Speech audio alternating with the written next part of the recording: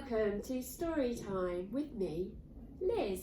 As always, it's good to see you wherever you are in the big wide world. I hope everyone is doing okay today.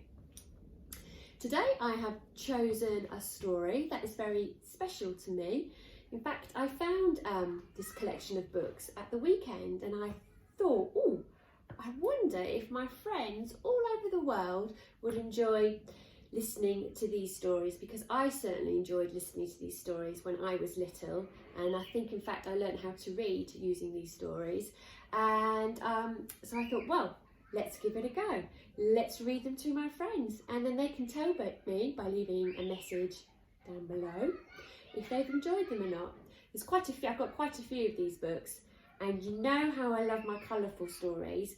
And also, you know how I like my little small stories. Well, I think I've beaten myself today. I think I found the world's smallest book, because here they are. This is one of the collection of books, and the collection is the Munch Bunch. And each book has a different character, and they are different fruit or different vegetables, and they tell a story about what this fruit or veg gets up to. And today, we're going to be reading about Lucy Lemon, and she's going to get up to all sorts of adventures, I have a feeling, if my memory serves me right. And the Munch Bunch are a group of fruits, vegetables and nuts, and one day they ran away from the greengrocer's shop where they lived, and they made their new homes and in and around an old forgotten garden shed. So, shall we find out what happens to Lucy Lemon? Now, because it's such a small book, I'm going to be reading it on my lap, but I'm hoping, fingers crossed, with the magic of technology, you'll be able to see the pictures behind me. So here goes. Are we ready? Yep, everyone's sitting really nicely, fantastic.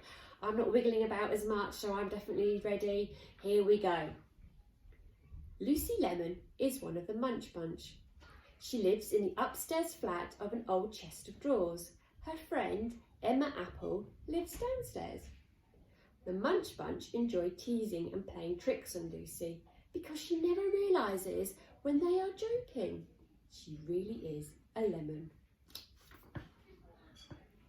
One morning, when Lucy woke up, she saw that it had been snowing very heavily during the night.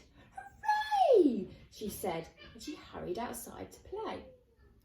Supercool the cucumber and Susie Celery were pinning up a big notice. So Lucy stopped to have a look at it. "The Great Munch Bunch Sledge Race," she read out loud. "Why don't you have a go, Lucy? It's not difficult to make a fast sledge," joked Supercool. "All you need is a comfortable chair." "Oh, but don't forget the mud guards to keep the snow off you," giggled Susie. Lucy had no idea that she was being teased, and so she decided to make her own sledge and enter the race. Lucy went to see Scruff Gooseberry. She thought he might have some mud guards to spare. "How would you make a sledge go really fast?" asked Lucy. "Oh, with Go Faster striped paint, of course," said Scruff, just for a joke. "Go and see Sally Strawberry. She'll have some for you." Poor Lucy Lemon still didn't realise she was being teased. So she went to ask Sally if she had any Go Faster striped paint. Well, Sally could hardly keep a straight face. She wanted to laugh so much. "Oh, I'm so sorry, Lucy. I've run out of striped paint, but you could put the stripes on with this paint. It'll be just as good." "My main problem now is how to steer it," said Lucy. "With a steering wheel, of course," said Sally. "Bounce is always making things. He'll find you one."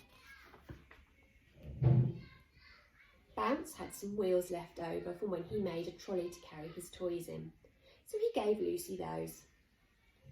He realised that the others were teasing Lucy, so he thought he'd join in too. "Oh, don't forget you need some brakes to stop at the end of the race, And you'll probably be going very fast. I think a parachute would be just the thing. Oh, that's a good idea, said Lucy. So Lizzie went straight to Lizzie Leak's house to ask her if she had any parachute material to spare. Oh, Lizzie was quite surprised at Lucy's request, but as she was used to Lucy asking some funny questions, she gave her the material without saying a word. Oh, what are we going to do with her? Said Lizzie to herself.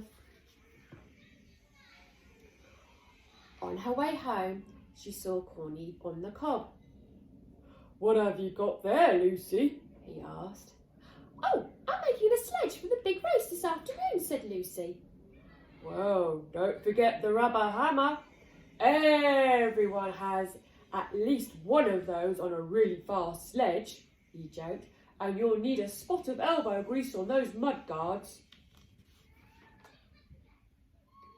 Then she met Caspar Carrot, who was always worrying about something or another. At first, he was worrying about the huge snowball which Supercool had just thrown at Susie Severin. But when he saw Lucy staggering along with her heavy load, he started to worry about her instead. Oh, let me help you, Lucy, he said. And on the way, she told him all about the wonderful sledge she was going to make. Oh, you will have to be wearing a safety harness, won't you? Asked Caspar anxiously. As soon as Lucy got home, she put all the things she collected on the floor and set to work. First of all, she painted the chair with the Go Faster stripes. Then she polished the mudguards till they shone like glass. Oh, I couldn't get any of that elbow grease Corny told me about. I do hope polish will do instead, she said to herself. At last, Lucy had finished. She pulled her sledge onto the front lawn and stood in the snow, admiring it. She thought her new sledge was magnificent. And I agree. Lucy felt very proud as she pulled her sledge to the race. When the others saw her, they just couldn't help but laugh. They were all very pleased with their joke.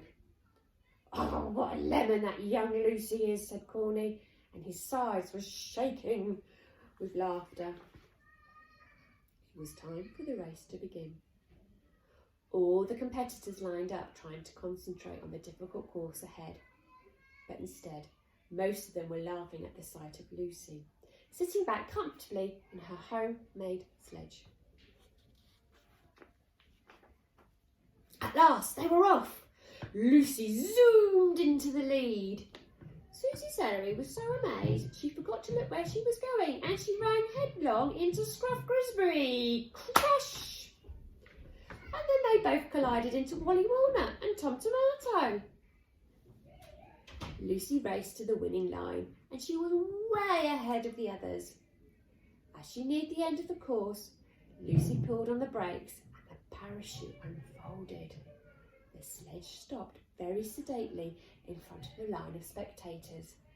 Lucy was the winner! Yeah! Well done, Lucy. Lucy was the happiest lemon in the world as Pedro presented her with the winner's trophy. Just at that moment, Supercool whizzed past. Though he'd managed to stay in the race, he didn't have any brakes to help him stop. Silly cucumber. That day, Lucy Lemon certainly had the last laugh. Well, we finished the story of Lucy Lemon. I am so happy that in the end, Lucy came out on top and she won that race because she had by far the best sledge. Even though everyone else was telling her all these things to get on and put on the parachute, put on some brakes, put on some mud guards, paint your sledge of this colour, that colour. It looked magnificent and it won. So well done, Lucy. Just goes to say, sometimes you don't always have to listen to what people are saying. Just do what's true to you. Thank you so much for listening to my story. I do hope you enjoyed it. Let me know and I'll read some more from the Munch Bunch. But until I see you at some point, at some time, remember, stay safe, keep washing those hands, very important, and keep smiling. Bye for now.